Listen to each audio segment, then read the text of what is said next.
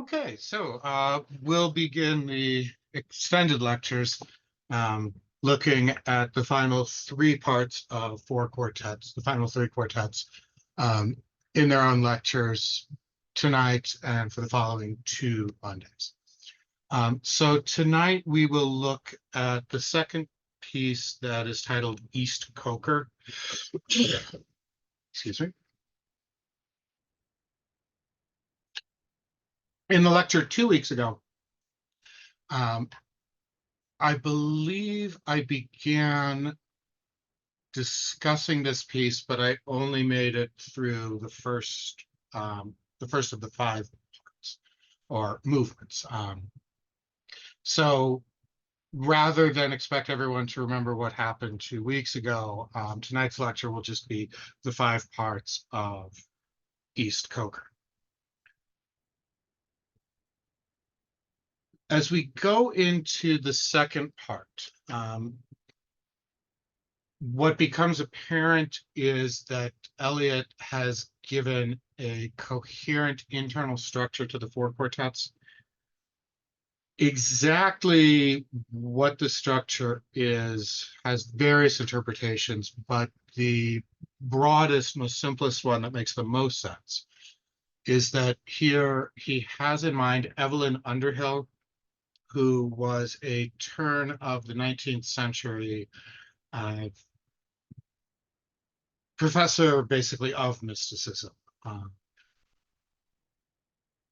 T.S. Eliot was heavily influenced by Underhill, and in Underhill's work, Mysticism, Study in the Nature of Human Development, I think is the full title. Underhill posited that there was a tripartite division in the mystical experience, the intentional mystical experience, that began with preparatory reflections, then interior quietude, and then unitive contemplation. That is, you begin with some sort of experience or knowledge as a jumping off point.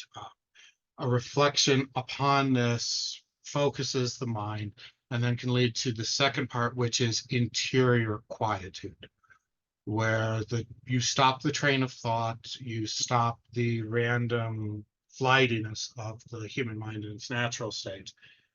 And that can prepare you for the third step, which is unitive contemplation. That's where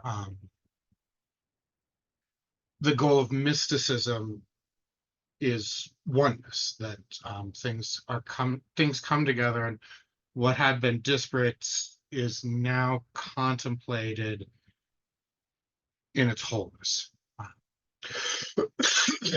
Excuse me, I still have a bit of a cough. So one of the suggestions for reading the four quartets is that Eliot is following something similar. Each of the four quartets has five movements. The other sort of structuring principle that Eliot certainly has in mind, because he included this in his letters, are Beethoven's later quartets, the majority of which have five movements. And Eliot's goal was to bring to poetry some of the freedom that he felt classical music had developed 100 years earlier. So in this, the first two movements of each quartet can be seen as preparatory reflections. And indeed, the first movement of all the quartets, Composition of Place, begins with a reflection on a particular specific geographical location. Burt Norton, the abandoned manor in part one, East Coker. A village in Somerset, so west of London, near Stonehenge, which was the Eliot ancestral. It's a small village, literally a one street town with cottages, St. Michael's Church. And Eliot came here in 1935 and 1937, sort of researching his family roots. Then two, the inner geography of the soul. The second movement in all of the quartets um, begins with something with poetry that's almost lyrical rather than the freer colloquial poetry that he normally writes. And this explores the ideas that were brought up in the first movement, um, but losing the geographical specificity. The themes are explored in a more universal, but also oddly in a more particular way, as it applies to the human soul in general and specific to Eliot himself and, of course, all of his readers. Then parts 3 and 4 develop an interior quietude. And this is the theory of Kenneth Paul Kramer, who is a significant scholar of Eliot. Um, it doesn't work perfectly, and this would be the part that I probably quibble with the most. But part 3 discusses the via negativa or the via positiva. And in the Christian contemplative tradition, um, the via negativa is the way of approaching God by understanding better everything that God is not. Because any comparison between anything, any creation, and its creator is bound to fail. Um, so negative theology takes the approach that it's a more helpful step to consider all the things, all of the limitations that God does not have. The via positiva, then, the way up and the way down that Eliot referred to in the first movement last week. Oh, I'm sorry, not in the first movement, but in the epigraph to the entire work. The way up and the way down are the same. There he's quoting the pre-Socratic philosopher Heraclitus. And Eliot applies the way up and the way down to the via negativa, the via positiva. The via negativa is stripping yourself of all attachment. And the via positiva then, once all negative attachments are abandoned, the positive way towards God can be embarked upon. But it's impossible for that to happen while you have incorrect loves, would be the ways that either Augustine or Dante would phrase it. And then part 4, which is the only movement that is the most lyrical of the movements, the via purgativa, where you do the work of bettering the individual soul. And then finally, the last movement of this, which similar to part 2, the last movement, the fifth movement of each of these quartets, has a lyrical and a colloquial form. The fifth one begins more colloquially and then ends lyrically. And East Cokergan, the ancestral home, where Eliot goes to, his family fled in 1669 due to religious persecution. 1669 is after the English Civil War, the execution of King James, the bit of English history where the Puritans have the upper hand.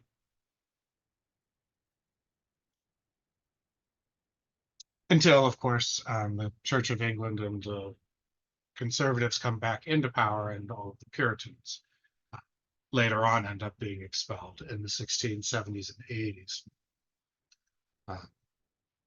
And the Pilgrims that landed at Plymouth Rock were one of those groups.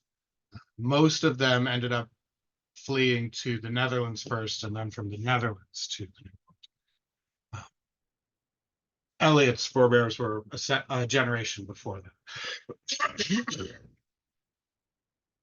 And while he's there, he finds a particular relative of his that he seems to have a closer connection to. Uh, and that's Sir Thomas Eliot, who in 1531 wrote a work discussing marriage and has a reflection on marriage and dancing. The dance comes back again. And Eliot cites that specifically in part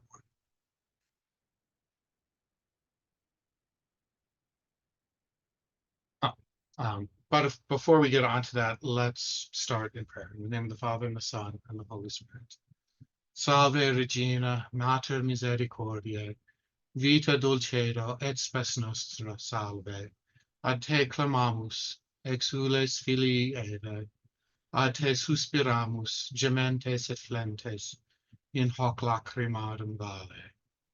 Ea ergo, advocata nostra, illos tuos misericordes oculos ad nos converte. Et Iesum, benedictum fructum ventris tui, nobis post hoc auxilium ostende. O clemens, O pia, O dulcis Virgo Maria. In the Father, and the Son, and the Holy Spirit.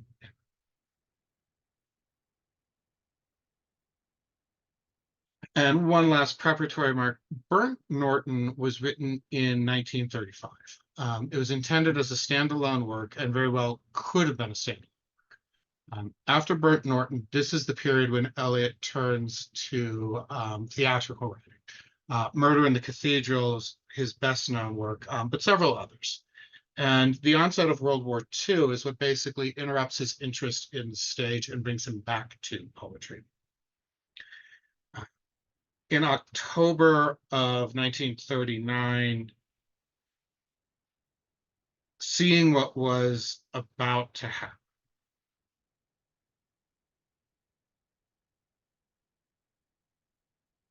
he had at that point the notion that the war that was going to unfold, and he had no illusions about how long and horrific it was going to be.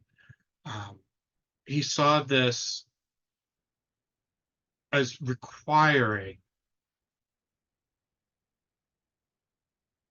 personal contrition, humility, repentance of all people. He responded to this the way that biblically, in ancient church history, you respond to calamity. On the individual level, by embracing rigors of penance, contrition, humility, and humility ends up being one of the major marks of the second movement that we'll see here. And humility is the way out of the monstrous creation that was the early part of the 20th century. All of that progressive hope that put faith in technology to deliver a world without suffering, without problems, that was exploded by World War I and then definitively destroyed by World War II. Eliot had already moved past that. And so the beginning of World War II for him is a moment to reflect on his poetry and to infuse it with a spirituality that his earlier poetry attempted at but never reached. And he pulled Burnt Norton into this. And beginning in the fall of 1939, he begins to conceive of this as four quartets, all related to each other, and all with this path forward for humanity, the path of humility. And during this time, he immediately volunteered to be an air raid warden in Kensington. And so these poems are being written as he's walking at night during the London Blitz, spotting fires, helping those in need, but walking alone in the darkness with the terrifying flashes of what modern civilization had wrought. In my beginning is my end. In succession, houses rise and fall, crumble, are extended, are removed, destroyed, restored, or in their place is an open field, or factory, or bypass. Old stones to new building, old timbers to new fires, old fires to ashes, and ashes to the earth, which is already flesh, fur, and feces, bone of man and beast, cornstalk and leaf. Houses live and die. There's a time for building and a time for living and for generation, and a time for the wind to break the loosened pane and to shake the wainscot where the field mouse trots, and to shake the tattered arras woven with a silent motto. In my beginning is my end. Now the light falls across the open field, leaving the deep lane shuttered with branches, dark in the afternoon, where you lean against a bank while a van passes, and the deep lane insists on the direction into the village, in the electric heat, hypnotized. In a warm haze, the sultry light is absorbed, not refracted, by gray stone. The dahlias sleep in empty silence, wait for the early owl. And in my beginning is my end. He's modifying the dying words, the death motto of Queen Mary, Mary, Queen of Scots, Bloody Mary. uh, the daughter of Henry VIII and Catherine of Aragon, who ascended the throne for a brief time, tried to stamp out the Protestant Reformation in England, ended up being overthrown and beheaded. Beheading before the French Revolution was the form of execution reserved for nobility. Commoners could expect a far more torturous, barbaric death. Breaking on the wheel was the usual form. But before she died, she said, "In my end is my beginning." That is, the end of her earthly life is the beginning of her eternal life. T.S. Eliot takes that line here, and of course he expects everyone to know what is being referenced there. But with the ideas of time that were explored in Burton Norton, the line becomes pregnant with meaning. In my beginning is my end. End here in the sense of the final cause, that for which something exists or was created. For all of humanity, that end begins with death. So in my beginning is my end. With every birth, we have that line again. That which only lives can only die. So for all of us, Eliot and all of the people he'll mention later, death is the ultimate end of this, the ultimate end of earthly human life, but the ultimate end of human life is God. So that double idea planted in there. And then immediately we step back from the individual T.S. Eliot to a view of all of human history. A view of secular history in its whole. In succession, houses rise and fall, crumble, are extended, are removed, destroyed, restored. And houses there, of course, doubles for physical structures in which people live, but also those aristocrats, the aristocratic houses that he'll reference in the last line of the stanza. The tattered arras woven with a silent motto, the family crest with its motto displayed in a tapestry. So just as individuals, entire families rise and fall, crumble, are extended, removed, or restored. And in England's history, of course, the House of Stuart that came down from Scotland was exterminated by that civil war in the 1640s, but then was restored after England decided living under a theocratic dictator like Thomas Cromwell might not have been the best solution. Or in their place is an open field or a factory or a bypass. And that line, the bypass. The houses that can be restored, or in their place, the house is destroyed entirely, razed to the ground, and we now have an open field. Or it's razed and it's replaced with the industrial age, the factory, the machines that brought about the hope of positivism that technology could somehow save us. The unanalyzed question of how is technology going to resolve ethical dilemmas? And the answer very clearly is technology is not, it's going to make them far, far worse. Or in their place, a bypass.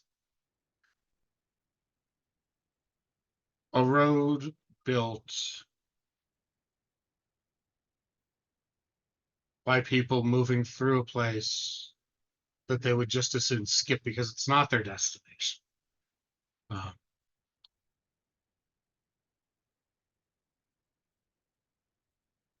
Roads that no longer link everywhere, but only the most important of places, those bypasses. And you have to build bypasses. And then all of this goes into geological history. Old stone to new building, timber to new fires, fires to ash, ashes to the earth, which is already flesh, fur, and feces, bone of man and beast, cornstalk and leaf. And we go into the natural history of creation. East Coker is, on the whole, much more depressing than Burnt Norton. Burnt Norton is confusing.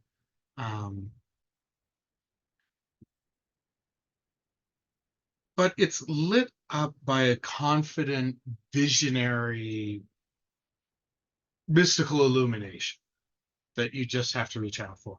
East Coker is very dubious about that, at least at its beginning.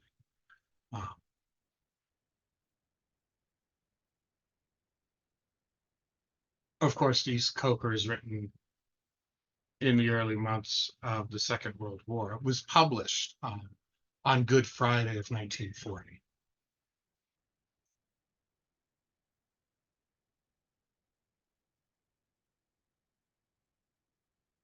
And then we get to the more specific. We had general houses being generated and destroyed. And now the specific but anonymous lane in the English countryside, hewn in by hedges, branches, light darting across.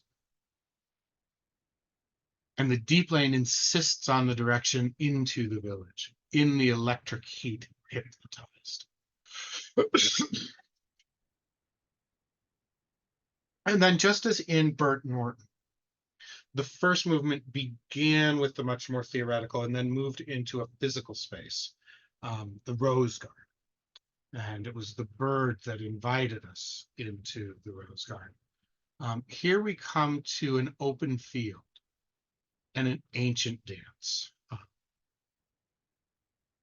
The peasant farmers at the summer solstice, what paganism and Christianity have in common, the celebration of the peasant farmer as the seasons are marked. In that open field, if you do not come too close, if you do not come too close, on a summer midnight, you can hear the music. And very subtly, T.S. Eliot has brought the reader into this. In the previous stanza, when you lean against a bank while a vein passes. And then the repetitions here, if you do not come too close, if you do not come too close, you can hear the music of the weak pipe and the little drum and see them dancing around the bonfire. And here we have the sacramental. The sacramental worldview is where timeless and time meet in concrete objects, in physical places, not in ideas. The sacramental worldview um, that dominates, of course, that is the Catholic worldview, but that you also have in the Church of England, Anglicanism, and the Eastern Orthodox churches is so very different from the worldview of the Protestant churches. And I'm excluding the Church of England from the Protestant churches, as it was a political squabble, not a doctrinal. The doctrine came in later, but the sacramental worldview always remained. But in the Protestant Reformation, the fear of the concrete and the physical as being, endowed by paganism, and the flight to an intellectualized faith, um, also ends up being, to an extent, a flight away from the perceptible earth. And I mean, you can see that just in the services that are held. Um, the Orthodox churches, Catholicism, right, Church of England are sacramental, and the sacrament itself is the focus. There may be a sermon, but nobody goes to Mass for the homily, go to Mass for the Eucharist. Whereas in Protestant churches, the sermon has just such much higher importance, um, because it has such an intellectualized worldview and not a sacramental. Of course, that's painting with a very broad brush. Um, but generally speaking, that's the difference there with the sacramental worldview. And the sacramental worldview, of course, can also unite us with the generations before. And of course, that's what the cult of saints is just because part of the family of Christ died long before we were born does not mean that we're excluded from their companionship. And here we have this open field, but if you approach it just right, you can hear the music of this ancient dance. The weak pipe, the dancing drum, and see them around the bonfire, the association of man and woman in dancing, signifying matrimony, a dignified and commodious sacrament. Two and two, necessary conjunction, holding each other by the hand or the arm, which betokeneth concord. And here, Eliot is quoting directly a 17th century writer from East Coker who was taking the ideas of Eliot's ancestor, Thomas Eliot, from 1531 and putting that idea into poetry. Uh, that the dance signifies, the dance points to, the dance signified in the sense of bearing meaning, that dancing signifies matrimony.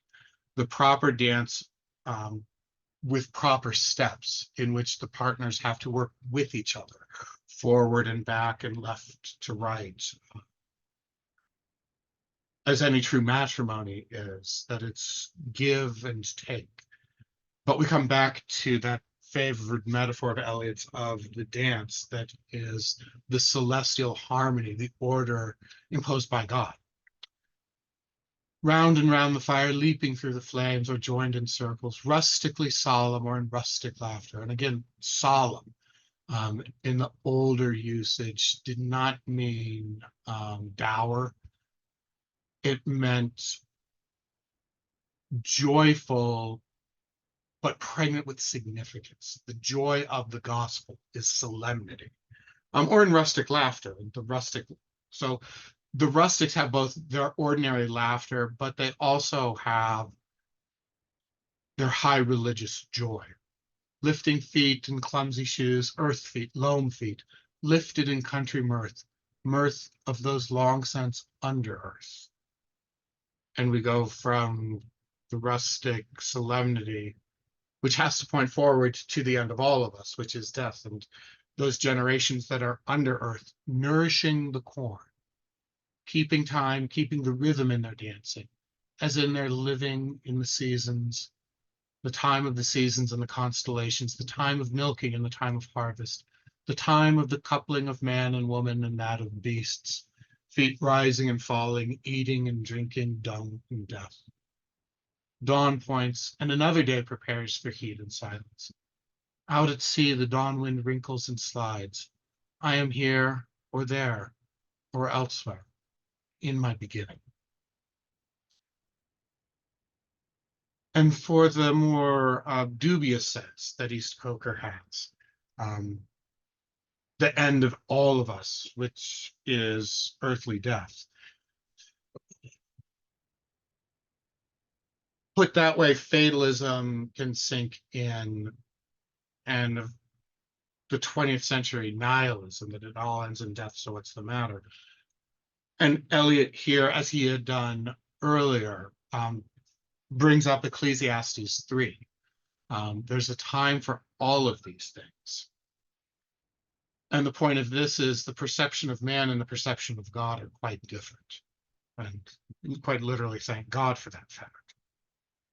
There is a time for everything, and what seems tragic on earth is tragic, but it's a limited tragedy. Even the greatest tragedy on earth, sub specie eternitatis, from the perspective of eternity, from God's perspective, is relative. Nothing is absolute. And we're already at 7 o'clock. If there's any questions, please feel free to go ahead, type those into chat or the question and answer. I'm going to take a brief pause for some water and to restore my voice, and then we'll move on into part 2.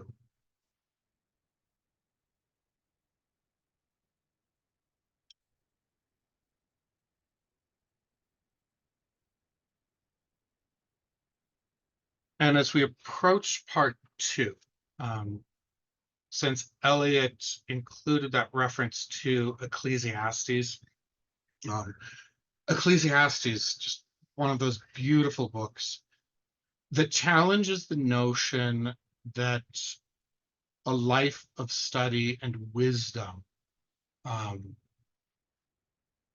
is somehow a panacea.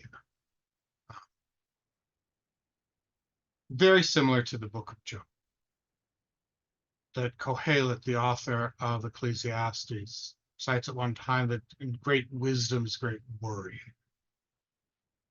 And so wisdom itself is not some escape from the realities of creation, the reality of death, that all that Kohelet can find in the end in Ecclesiastes is submission to the will of God, because God is good. Wisdom might help us appreciate that, but wisdom on its own, if separated from submission to the divine will, wisdom on its own will not help us. What is the late November doing with the disturbance of the spring, and creatures of the summer heat, and snowdrops writhing under feet, and hollyhocks that aim too high, red into gray and tumble down late roses filled with early snow? Thunder rolled by the rolling stars simulates triumphal cars. Deployed in constellated wars, Scorpion fights against the sun until the sun and moon go down. Comets weep and Leonids fly, hunt the heavens and the plains, whirled in a vortex that shall bring the world to that destructive fire which burns before the ice cap rains. And so this lyrical introduction to 2 is completely different from what we read elsewhere in Eliot. We have a temporal setting again, and that's an Indian summer. It's late November, but we have summer heat. The seasons, it would seem, have lied to us. We have another bloom, but the bloom ends up being destroyed by the snow that follows as we're in late November. The thunder rolls by, and we step back and we have this moment, this bombastic moment of celestial apocalypse. The constellated war, Scorpion fights against the sun. So the sun is in the astrological sign of Scorpio, November, when that happens. But we have the Scorpion fighting against the sun until the sun and moon go down. Comets weep, and comets always portents of disastrous, earth-shattering events, and the Leonids fly. Uh, the Leonid meteor shower is named because the meteors themselves seem to come out of the constellation of Leo. And a couple of times in the 19th century, there were just uh, tremendous meteor storms where there were 200 meteors visible per hour, and some would seem to streak across a third of the sky. It's thought that that's what William Blake was referring to in his poem Tiger, when he talked about when the stars threw down their spears and watered heaven with their tears. So with the comets weeping and the Leonids flying, the heavens and the plain whirled into a vortex that brings the world to that destructive fire which burns before the ice cap fades. So the fire that destroys all at the end, uh, in apocalyptic terms, but before the ice cap comes in. And if we're familiar with Dante or Nordic mythology, hell is ice, is cold, it's absolute zero, the lack of motion, the utter lack of love. But this, of course, is not T.S. Eliot's style. And he moves then into the colloquial poetry. That was a way of putting it, not very satisfactory.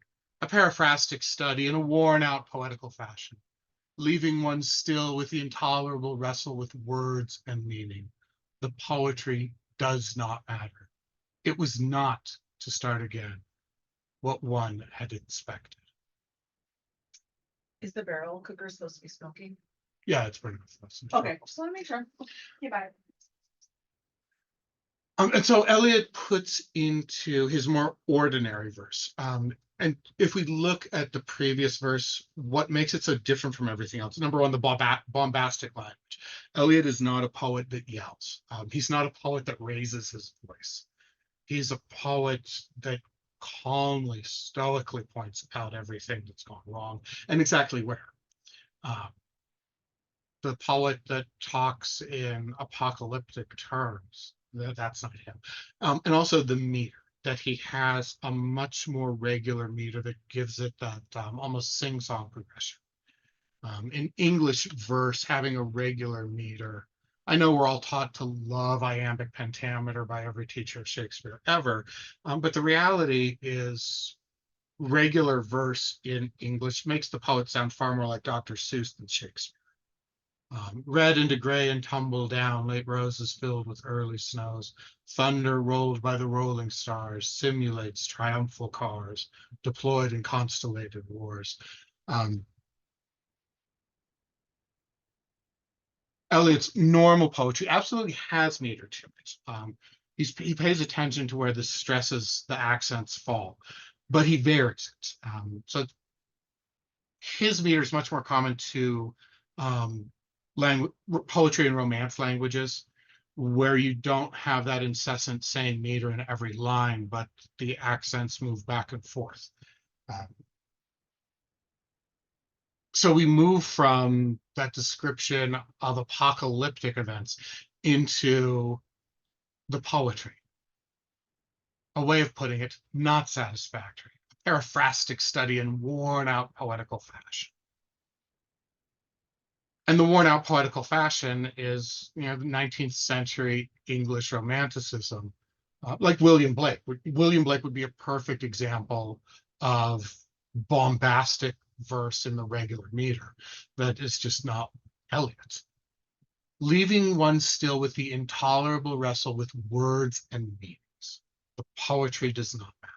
And this isn't a poet saying, oh, at the end of the day, all of this doesn't matter. My work doesn't matter. Poetry's relatively insignificant. The words absolutely matter. The words are what Eliot builds with. Eliot is an artist. The Greek poiesis just refers to creation. He is a creator, a sub-creator, if we're going to use Tolkien's terminology. So it's not like he's one of those artists that like to talk about, in the face of suffering, what we do really doesn't matter. No, what he does matter. 70 years after his death, we're still reading this.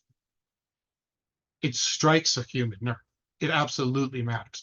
The problem for Eliot, of course, is the struggle of words and meanings, because the two are not the same.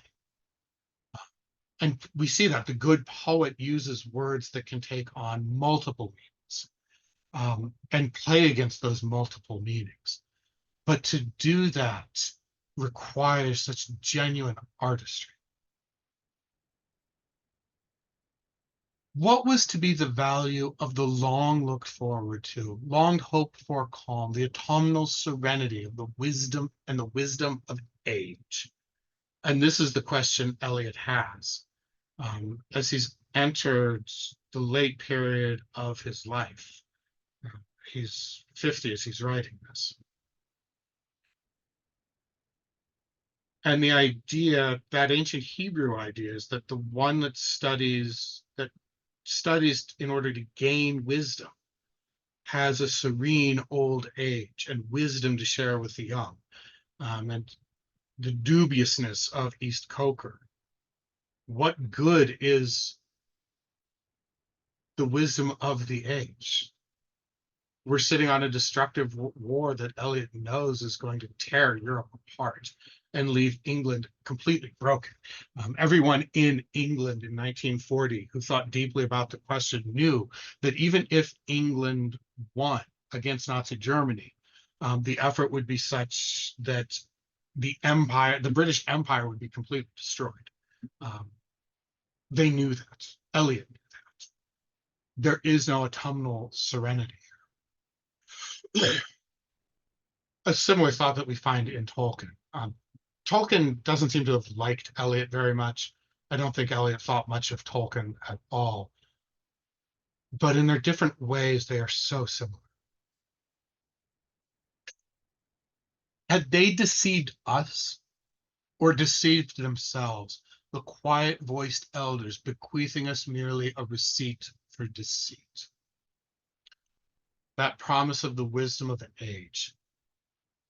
When we listened to those professors in our youth, were they lying to us or were they lying to themselves? Were they giving us something that they believed in but had no real value? The serenity, only a deliberate habitude.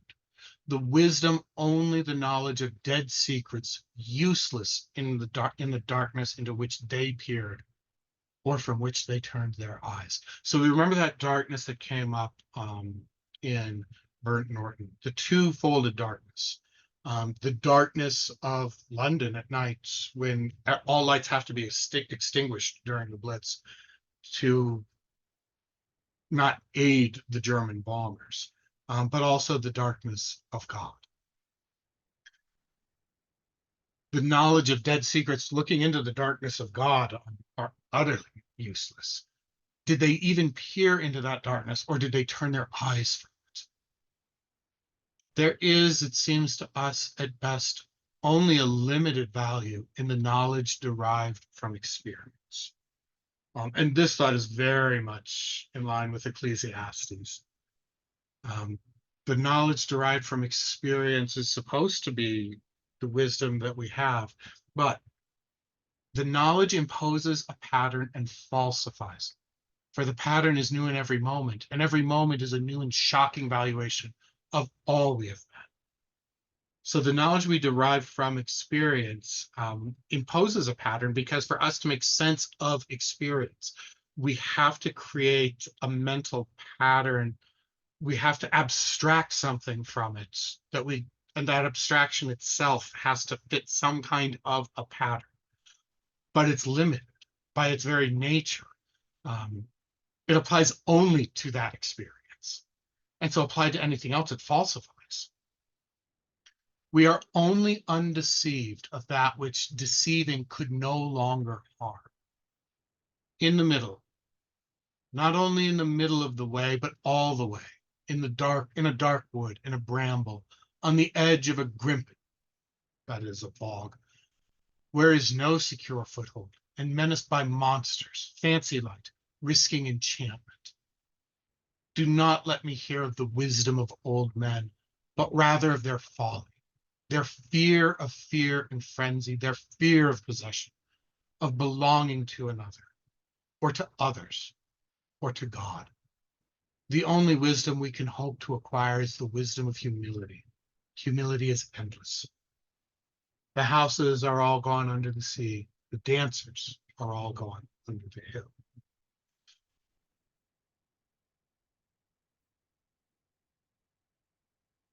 And the lines of good poetry are always eternal, um, but especially within the context of Eliot and the promises made of the turn of the 20th century, that positivistic age, possibly the most self-confident of all ages, um, that we are going to solve all problems of human labor through technology.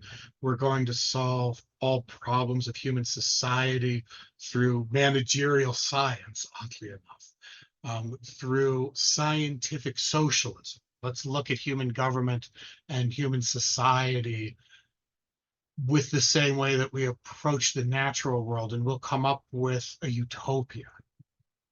And the utopia that was promised to Eliot's generation while they were studying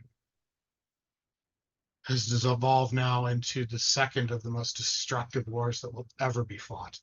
And all of those social advances, all those technological advances, turned by men against other men for destruction. But what was the mistake of positivism? Um, the wisdom of these old men that avoided the human questions, that thought you could solve human questions with unhuman solutions. And where did this come from? Their fear and frenzy, their fear of possession, of belonging to another, or to others, or to God. Because this is also the age that sets forth individualism, and an aggressive individualism, more so than any other. The fear and frenzy, those most human emotions, the fear of possession, of belonging to another, or to others. A real human society can't be scripted in a boardroom. It can only be built by the voluntary submission of one person to another. And that's what a human society is. Any functional society is one in which we all give up some of our free will to others. But the suggestion of giving up free will is not one that the turn of the 20th century had any patience for. Or finally, that most fearful of things, giving ourselves to God. Giving ourselves to God, which is an utter abandonment of the will, which of course is the most frightening thing of all, willed dispossession, to choose that. The only wisdom that we can hope to acquire is humility. Humility is the only way out of the nightmare wasteland that we've created for ourselves. And we'll return to what we began with. The houses are all gone under the sea. The dancers are all gone under the hill. The houses no longer, the dancers themselves, nourishment for corn. So part three. In part three, we're according to the schema that we had, we're into interior quietude, the via negativa or the via positiva. Um, and this is the via negativa. And if you've read any John of the Cross, St. John of the Cross, have that in mind here. It's cited directly throughout. Oh, dark, dark, dark. They all go into the dark. The vacant interstellar spaces, the vacant into the vacant. And this is the negative dark, the dark that is nothing, not the nothingness of God, not the darkness of God, but the darkness that is feared by me. The captains, merchant bankers, eminent men of letters, the generous patrons of art, the statesmen and the rulers, Distinguished civil servants, chairmen of many committees, industrial lords and petty contractors, all go into the dark, and dark the sun and moon, and the Almanac de Gotha, and the Stock Exchange Gazette, the Directory of Directors, and cold the sense and lost the motive of action, and we all go with them into the silent funeral, nobody's funeral, for there's no one to bury. And so we have this list of all of those that have achieved fame by worldly standards, by industrial age standards. Previously, it would have just been the kings and nobles, the saints, the statesmen, but now we have the merchant bankers, eminent men of letters, which of course would include T.S. Eliot, distinguished civil servants, chairmen of many committees, and here the irony, the dripping sarcasm comes out. The chairman of many committees, industrial lords and petty contractors all go into the dark. And dark the sun and moon, and the Almanac de Gotha. The Almanac de Gotha is the official list of all noble families in Europe. And the Stock Exchange Gazette. Of course, the information of the modern world. What are the share prices? And then the greats.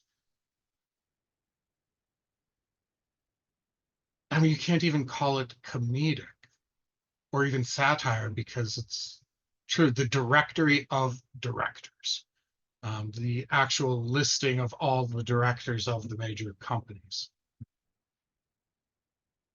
all cold the sense and lost the motive of action. The empty world of busyness in which we act simply to be acting. But there is no motive of that action. And we all go with them into the silent funeral. Nobody's funeral. Because death is universal. The funeral of all is the funeral of no one. That all of what they were in life, captains, bankers, statesmen, rulers, those included in the directory of directors. With death, that earthly fame dies as well. And here we come into the dark night of the soul, the approach to God.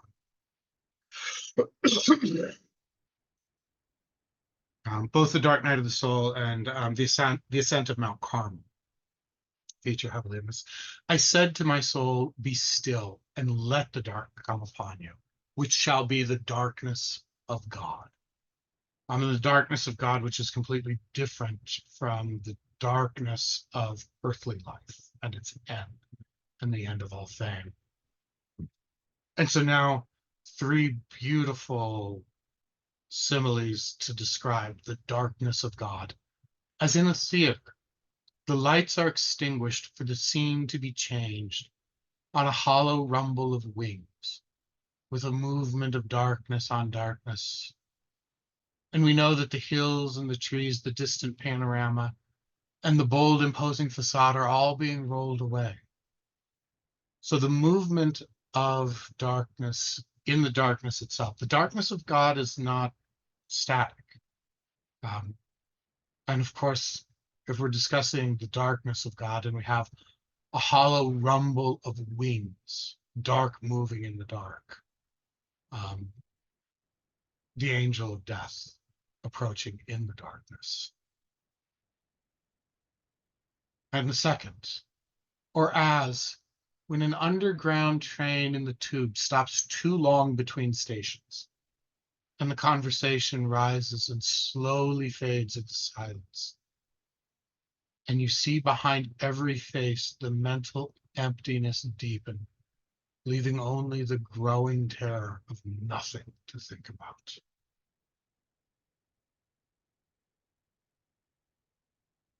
The experience of, I hate to be one of those that you only have in New York, but I suppose in DC as well, perhaps.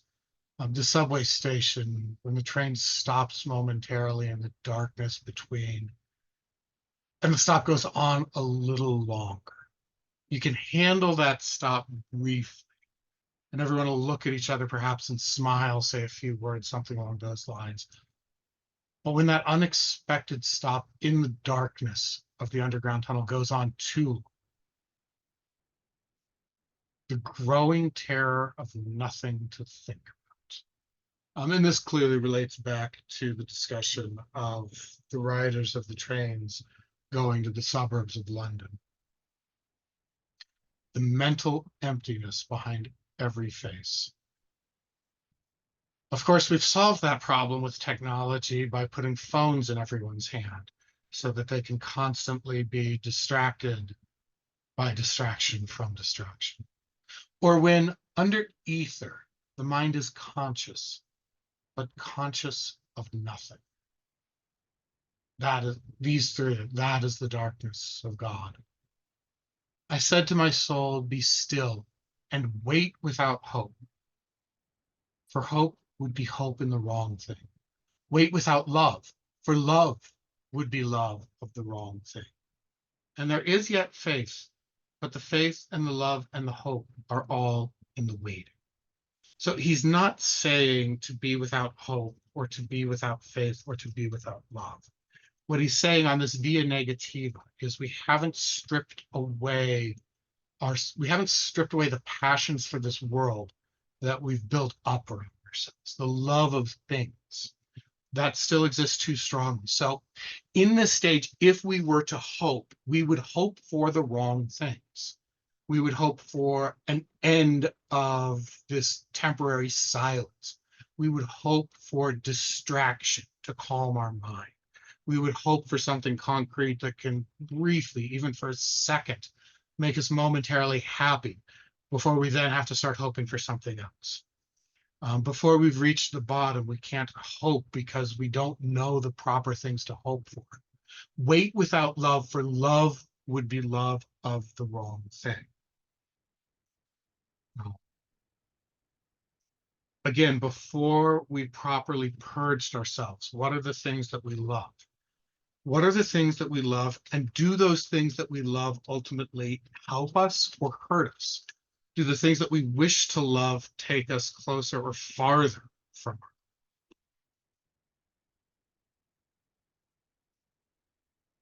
There is yet faith, but the faith and the love and the hope are all in the waiting.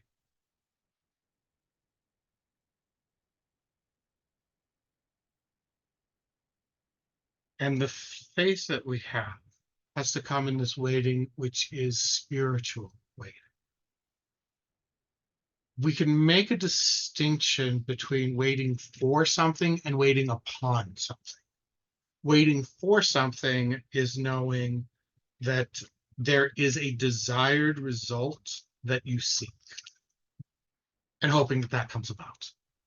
Waiting upon something is waiting for an intuition that comes out of the development of things, but without any pre-desired result. We have to wait upon things. If we are going to wait, we are waiting upon God's time. We are waiting upon salvation history as it enacts itself in our individual life. We can't wait for something because the things that we would wait for are far too petty. But we wait upon the fulfillment of God's finger working through time and the insight from this that we can develop in the spiritual waiting that develops proper hope, proper love, and deeper faith. Wait without thought, for you are not ready for thought. And of course, this isn't suggesting that we enter into, mindless stumbling through the world. But it's waiting with a radical quietness, a stillness of the soul that's undisturbed by false desires. And the ordinary train of thought. What is our train of thought? What are we thinking about during the day? We're thinking when our train of thought goes off on its own. We're thinking about things that we want. We're thinking about things that we're hoping for, things that we desire happen, things that we desire we can possess. The thoughts that we have are all of the wrong thoughts that we've just done away with. We have to learn to have inner quiet.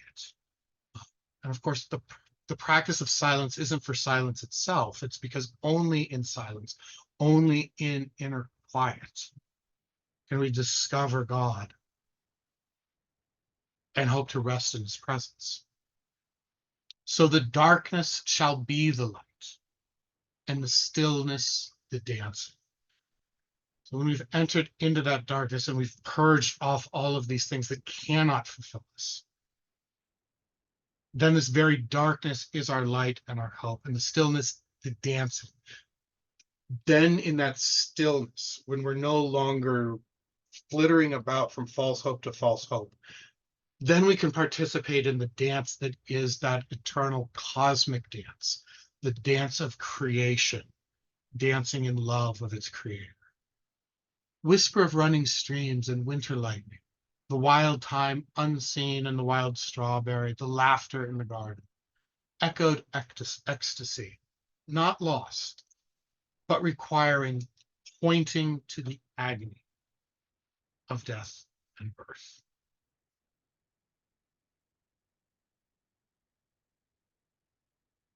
You say I am repeating something I've said before, and these last lines, the laughter in the garden, pointing to the agony.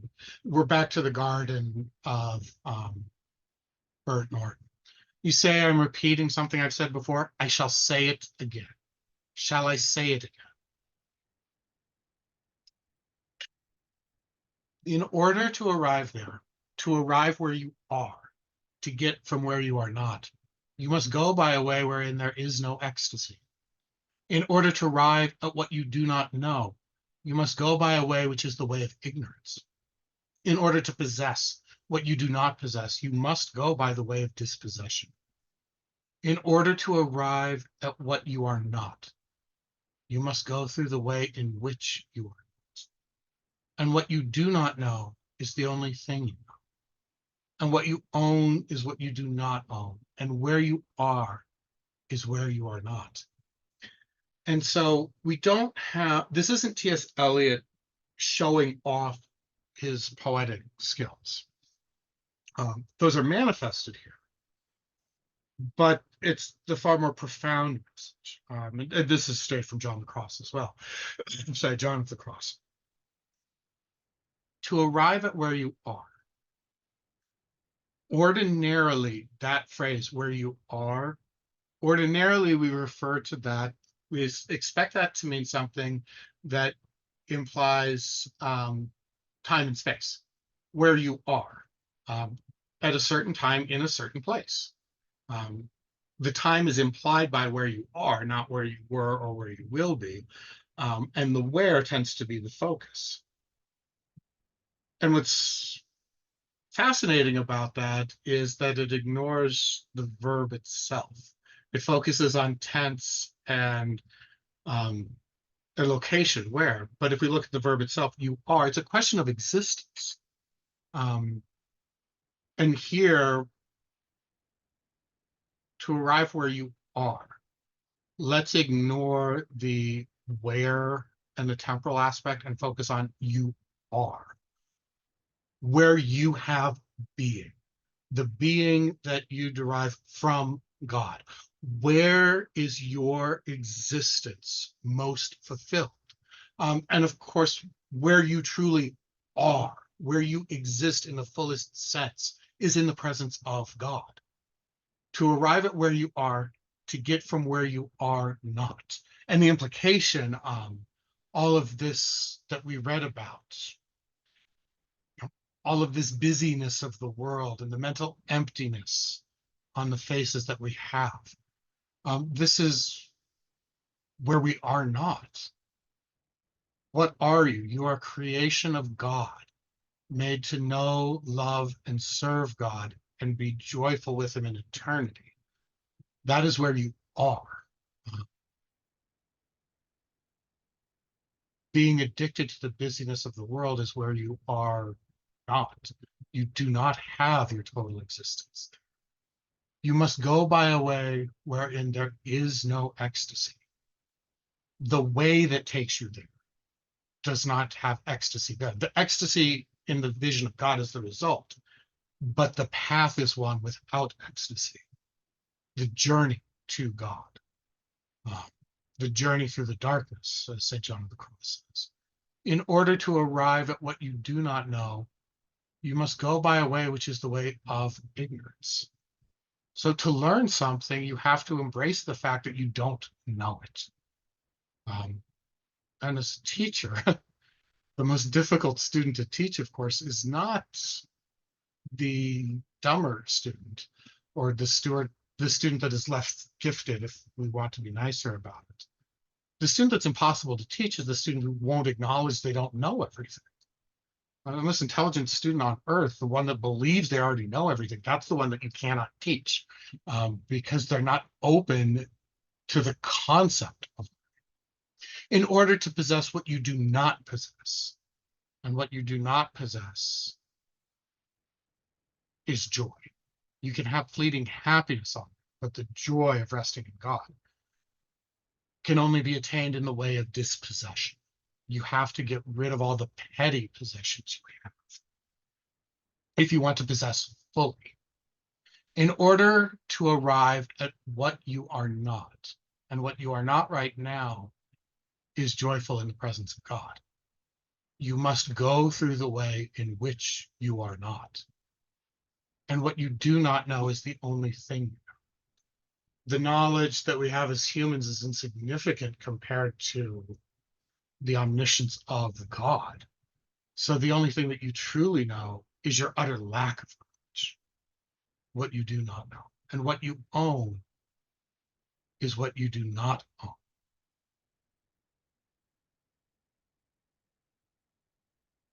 What you do not currently own, again, is that possession of the fullness of life as intended by our Creator. And where you are is where you are not. And even in extended lectures, we run out of time. I will pause briefly if there's any questions. I'm going to give my voice a bit of a rest.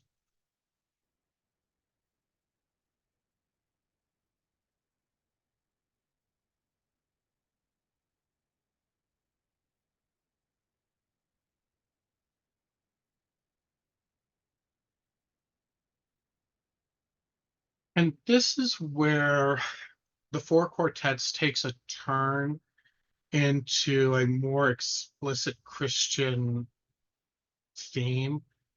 But of course, Eliot is sharing this. He's not writing poetry for other Christians. He's writing poetry for that world of eminent letters that he is still a part of. And he's writing Christian verse in the language of his times, that is.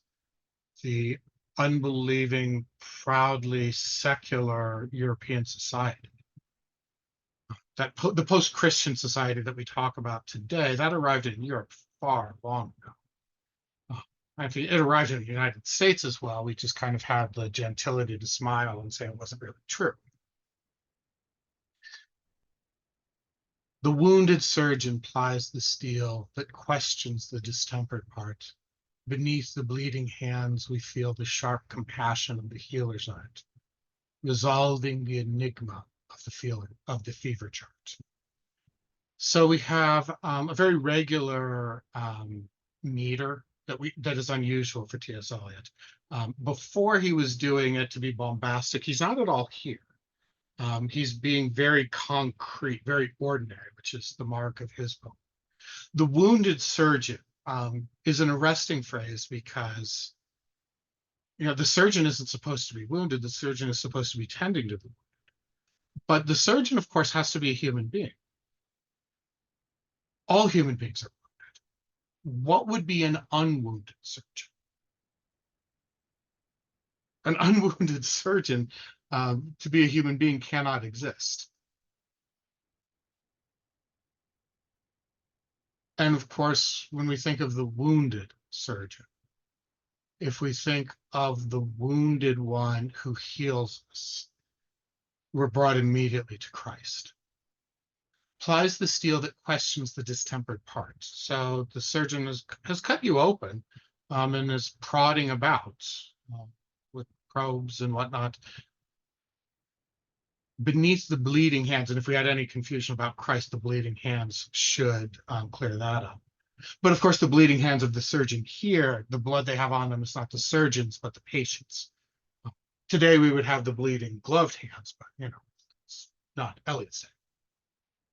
We feel the sharp compassion of the healer's art, resolving the enigma of the fever chart. The surgeon can read your chart and see the signs, but the surgeon can't actually know what's wrong until he cuts you up and gets in there and actually sees the distempered part, the part that has lost its temper, that is not what it should be.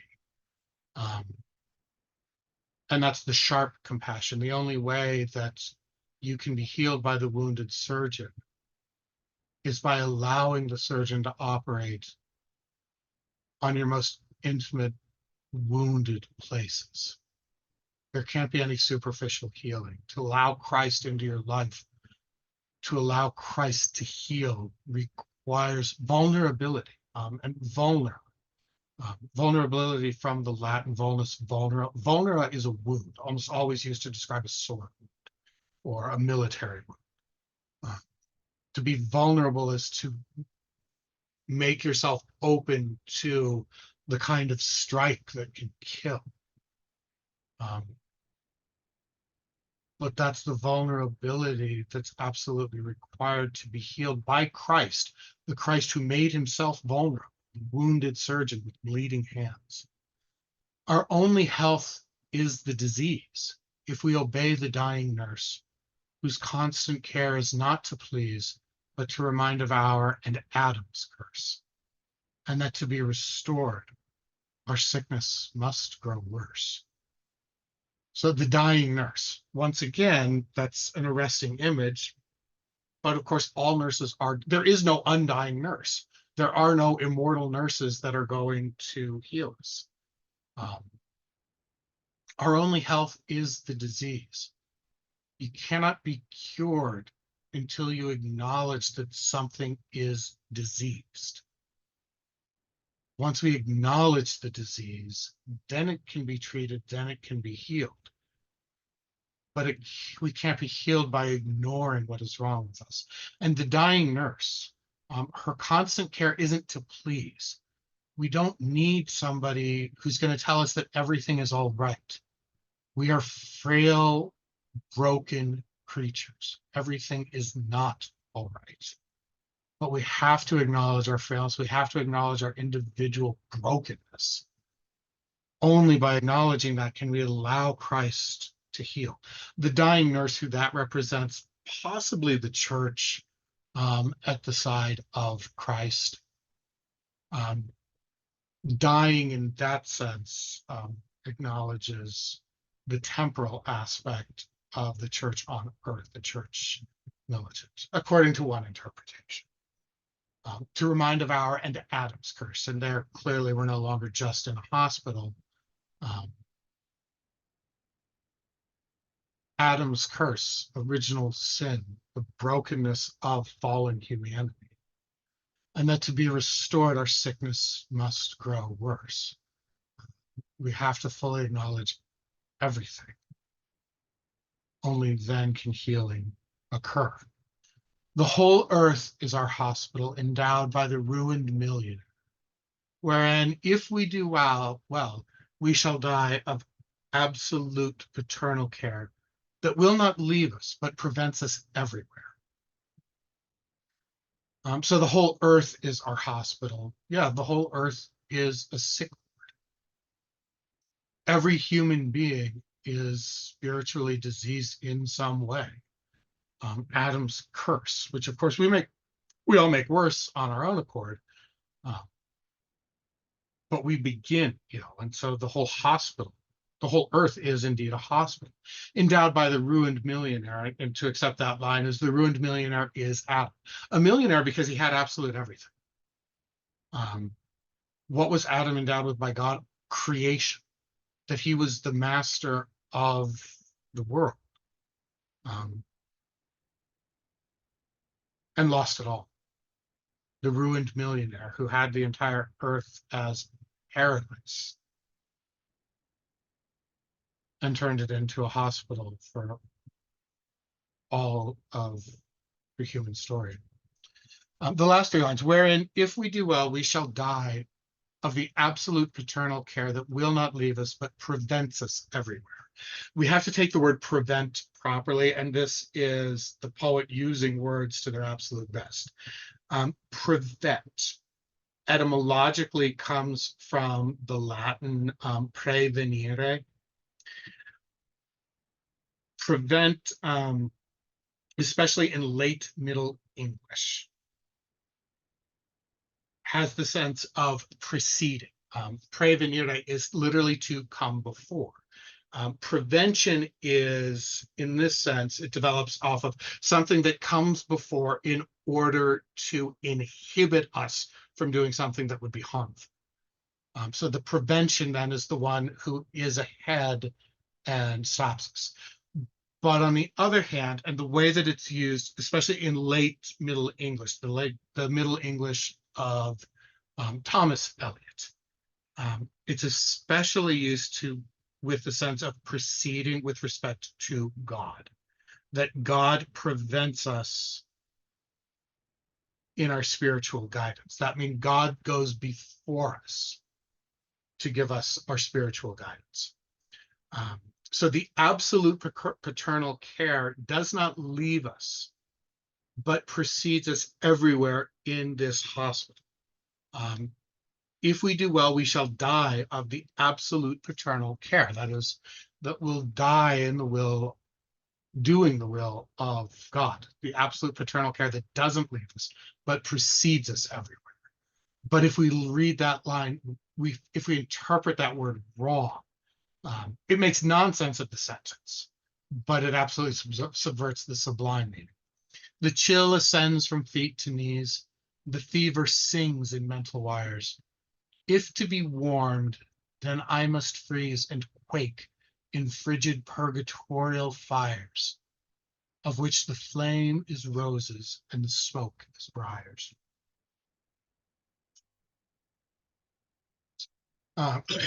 So in death, what is described as that one feels the chill going from the extremities on the way up, ascending from the feet to knees. If to be warmed, then I must freeze and quake in frigid purgatorial fires. And this is the via purgativa.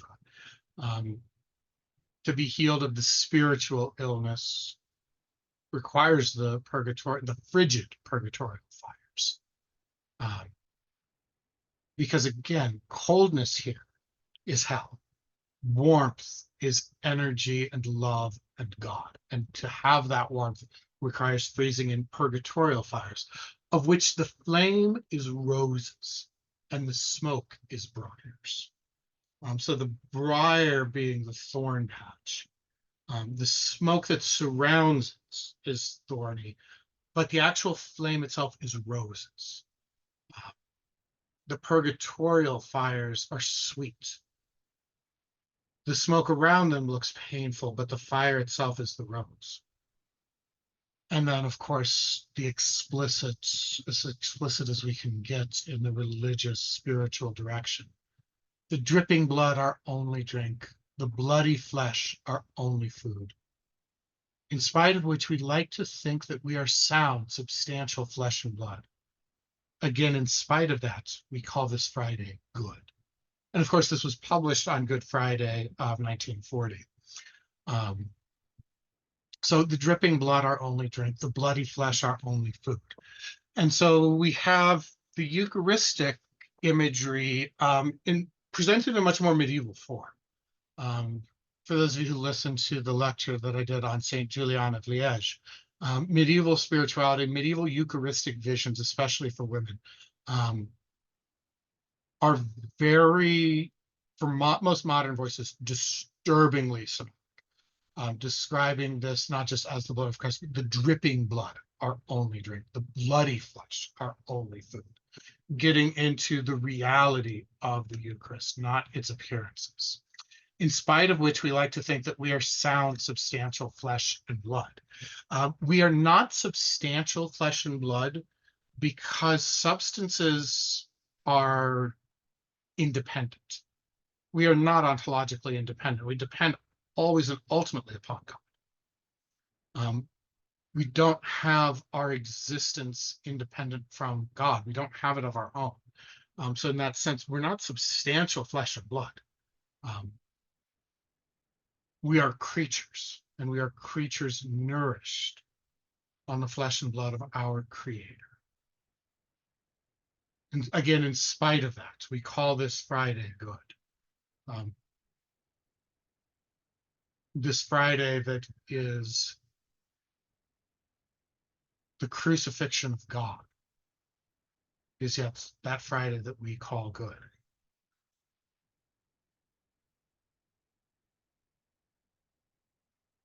And now we come to the fifth part, which begins colloquially and then ends more lyrically. And we come back to the poetry. And again, I'll say this every time just because our automatic response is going to see T.S. Eliot being kind of vain.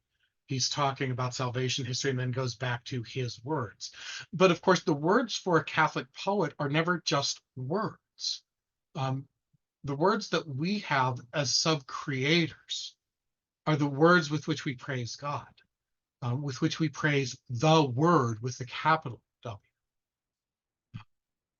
Literature for a Catholic, for anyone having sacred scripture, but especially the Catholic, in the beginning was the Word, and the Word was with God, and the Word was God. And you go back to Genesis, and God said, "Let there be light." The God that creates, not through intention, not through physical plastic formation, but the God who creates with the spoken word. We have to think about what words really are, what the word is. And then we have a deeply spiritual poet like T.S. Eliot using his own words to try to create in imitation of the Creator. So the inadequacy of words, the slippage of words that exist in time. God's word is eternal. God's word doesn't have slippage of meaning. Human words always do. So here I am in the middle, having had 20 years largely wasted, the years of l'entre-deux-guerres between the two wars, trying to use words, and every attempt is a wholly new start and a different kind of failure. Because one has only learned to get the better of words for the thing one no longer has to say, or the way in which one is no longer disposed to say it. The slippage of meaning that is a feature of words that exist in spoken languages in time. Once we finally solve that and have the words the way that we want them, that moment is already gone. And so each venture is a new beginning, a raid on the inarticulate with shabby equipment, always deteriorating, in the general mess of imprecision of feeling, undisciplined squads of emotion. And what there is to conquer by strength and submission has already been discovered once or twice or several times by men whom one cannot hope to emulate. But there is no competition. There is only the fight to recover what has been lost, and found and lost again and again, and now under conditions that seem unpropitious. But perhaps neither gain nor loss. For us, there is only the trying. The rest is not our business. So the poet seeks to emulate God, but with shabby equipment, with temporal words that slip, that deteriorate, in the general mess of imprecision of feeling, undisciplined squads of emotion. That the poet, and he'll bring up this point in part 5 of the fourth quartet, Little Gidding. The poet is the one that fashions language and gives all of society a better, more precise language to use. Or at least it did when the poets provided better language. We don't have that anymore. And you can look at what happens to a language that slips because of the imprecision of feeling, the undisciplined squads of emotion of the masses who don't think about the words they're using. Once upon a time, there were Dantes, there were T.S. Eliots who refined the language. And poets of that nature use words in such a way that those words enter the vernacular, but they slip away through time. We no longer even have that. And the poet is not trying to say something new. Again, we'll come to Ecclesiastes, that there is nothing new under the sun. Point to something, lo, it has already been before. There is nothing new under the sun. So poets don't say something new, but by strength and submission, they try to conquer language and come up with what has already been discovered by the previous poets. For Eliot, by Dante, by Shakespeare, men whom one cannot hope to emulate, but there is no competition because they're not saying anything new. You can't compete. You're using words to recover what has been lost through time, through the slippage of words, the slippage of meaning through time. And if we think about the slippage of words of meaning and the deterioration of the words we speak, now compare that to the eternal word of God, to the eternal word with the capital W. So Eliot is here fighting to recover what Dante had said once, what Shakespeare had said once, and now under conditions that seem unpropitious. The outbreak of a world war would seem like a horrible time to try to do this. But we think back on Dante, and Dante lived the last 2 decades of his life in exile, as northern Italy was in a state of constant civil war, each city fighting against itself here and there and everywhere. The circumstances under which Dante wrote were no better. The circumstances under which Virgil wrote, seeing the end of the civil war between Octavian and Antony, writing in a moment in which it seems order and justice have been restored with the beginning of empire, but Virgil could see quite clearly the dangers of empire and how it would all fall apart. T.S. Eliot's time is no more unpropitious than any other. But that doesn't matter, because unlike God, they will not create a perfect creation. Dante, Virgil, Shakespeare, Eliot will do the best that they can to conquer squads of undisciplined squads of emotion. But every attempt will be a failure. There's something profound, but let us never confuse Dante or Eliot with the Gospels. But that doesn't mean that the poetry doesn't matter. The poetry clearly matters. The struggle with the poetry matters. For us, there is only the trying. The rest is not our business. And we step back and we try to take that perspective of God, that eternal perspective, that Eliot is not going to write a poem that will reform the world. Dante is not going to write a poem that will re-Christianize a world losing its religion. But they have to try. That is their task in this history of salvation. That is their particular role. The rest, the setting and the context, is not our business. Home is where one starts from. As we grow older, the world becomes stranger, the pattern more complicated of dead and living. And we think about that pattern that we put onto everything through experience, a way of making the world intelligible. As we grow older, we don't grow more wise. The world becomes stranger, the pattern more complicated through our experiences. Not the intense moment, isolated with no before and after, but a lifetime burning in every moment. And not the lifetime of one man only, but of old stones that cannot be deciphered. So we're not looking for that moment of mystical ecstasy. That's not the goal here. The goal here is to live our life burning in every moment. That impossible goal. But of course, that is the impossible goal is the only goal worth having. To live that life where we are in the fullness of existence as intended by God, a life that is aflame with passion, with desire for God and for the proper desire and the proper love of the rest of creation. And not the lifetime of one man only, but of stones that cannot be deciphered. There's a time, and we'll come back now to Ecclesiastes, there's a time for the evening under starlight, a time for the evening under lamplight, the evening with the photograph album.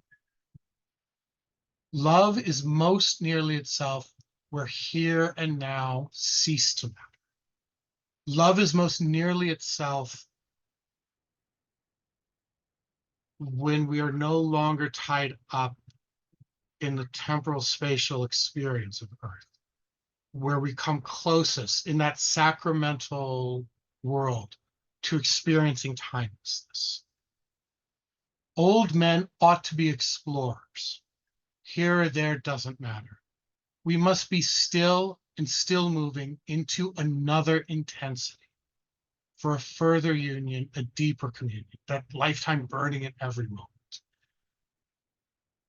We must be still and still moving into another intensity for a further union, a deeper communion through the dark cold and the empty desolation, the wave cry, the wind cry, the vast waters of the petrel and the porpoise. In my end is my beginning. And here Eliot reverses that. And again, we come up, death is summoned up, that's been lurking underneath every line in East Coker. But that is the beginning. If we can have that lifetime in which we burn in every moment, moving into another intensity for a further union, a deeper communion, that we should never be happy with our relationship with Christ as it exists now, but we have to yearn for deeper intensity. But that deeper intensity doesn't come easily.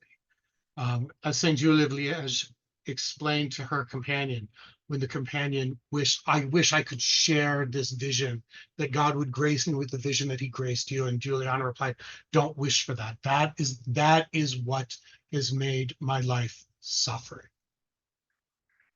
But to move towards that intensity, that deeper communion, that is the way through the dark cold and the empty desolation. In my end, though, in my end is my beginning. All right, so that ends tonight. Next week, we'll look at the third quartet, the dry salvages, which he's kind of been pointing towards the water. Each of the quartets has all of the four elements, the air, earth, fire, and water in them. But in each quartet, one tends to dominate more. East Coker, the earth has the predominant space, not through references, but just the images in the first part that stay with us throughout the whole poem. Next week in the dry salvages, water will dominate. So again, thank you all very much. I will send out this recording and I look forward to seeing you for extension lesson 2 next week.